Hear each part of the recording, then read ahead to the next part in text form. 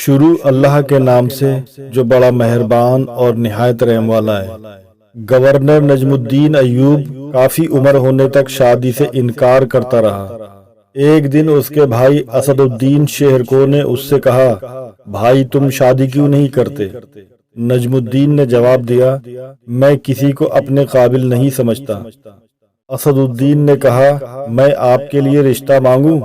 نجم الدین نے کہا، کس کا؟ اسد الدین، ملک شاہ بنت سلطان محمد کی بیٹی کا یا وزیر الملک کی بیٹی کا؟ نجم الدین، وہ میرے لائق نہیں۔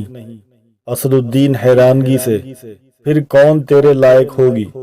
نجم الدین نے جواب دیا، مجھے ایسی بیوی چاہیے جو میرا ہاتھ پکڑ کر مجھے جنت میں لے جائے اور اس سے میرا ایک ایسا بیٹا پیدا ہو جس کی وہ بہترین تربیت کرے، جو شہسوار ہو اور مسلمانوں کا قبلہ اول واپس لے۔ اسد الدین کو نجم الدین کی بات پسند نہ آئی۔ اس نے کہا، ایسی تجھے کہاں ملے گی؟ نجم الدین نے کہا، نیت میں خلوص ہو تو اللہ نصیب کرے گا۔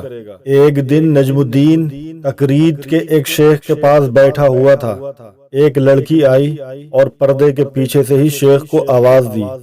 شیخ نے لڑکی سے بات کرنے کے لیے نجم الدین سے معذرت کی۔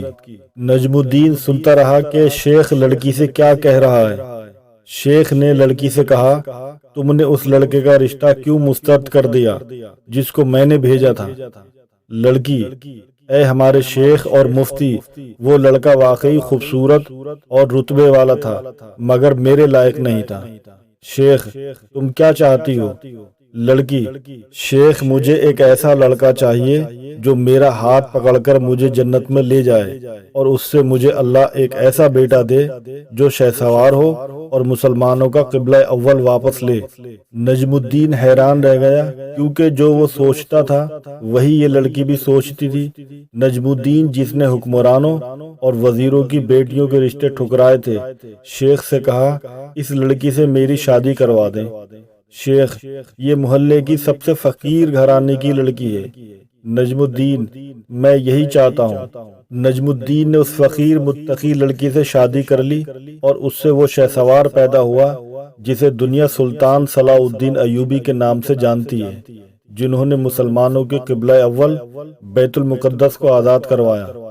یہ وہ ہماری سلطنتوں کے حکمران تھے جن کے دامن پر داغ دھبا تو دور کی بات ہے، چھیٹ بھی ملنا مشکل ہے، جنہوں نے اپنے عمل سے ثابت کیا تھا کہ ہم زمین پر ہی حکومت نہیں کرتے بلکہ لوگوں کے دلوں پر بھی حکومت کرتے ہیں، جن کو دنیا سے گئے ہوئے صدیاں گزر گئیں لیکن لوگوں کے دلوں میں آج بھی زندہ ہیں۔